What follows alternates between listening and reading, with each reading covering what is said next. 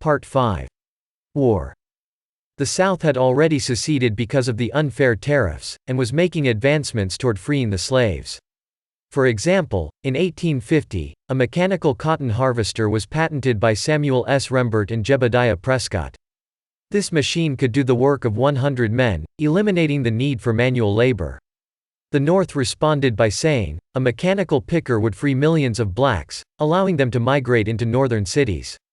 This machine should be driven out of the cotton fields and sunk into the Mississippi River.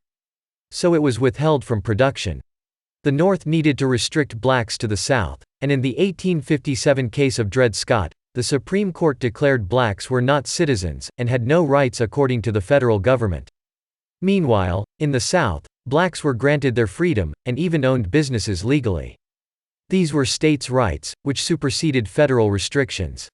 When these facts are revealed, it's impossible to claim the South fought to maintain slavery. So I'd like to take a moment to talk about the war. Not the Civil War. The war on reality. The constant attacks Southerners face from misinformed people.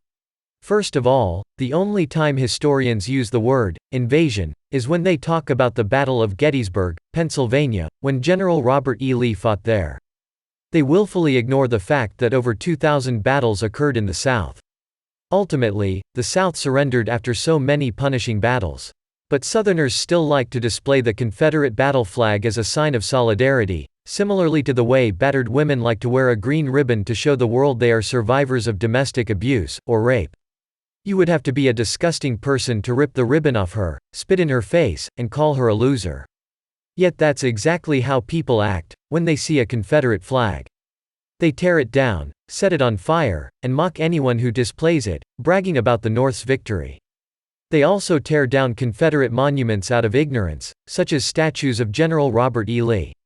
Robert E. Lee fought against the immoral taxes and tariffs, which all people in the South were forced to pay. This means, while the South was setting black people free every day, Robert E. Lee was protecting them from the Northern extortionists. He also kept black people out of harm's way, by not involving them in Civil War battles. Simply put, Robert E. Lee was the first to declare, "Black Lives Matter." The North began drafting black soldiers, and putting them on the front lines, often without adequate ammunition. For example, the Battle of Fort Pillow cost the lives of 300 black Union soldiers, who were used as pawns to delay the Confederate forces, as Union gunboats approached down the Mississippi River. The Northern threat was clear, so a battle took place. Northern newspapers reported that the Union soldiers surrendered, but were shot down by the racist Confederates. But there's plenty of evidence to the contrary, including the fact that the Union flag, which would have been removed to indicate a surrender, remained waving above the fort. Then there's the all-black regiment who were sent to attack Fort Wagner, where nearly 300 were killed.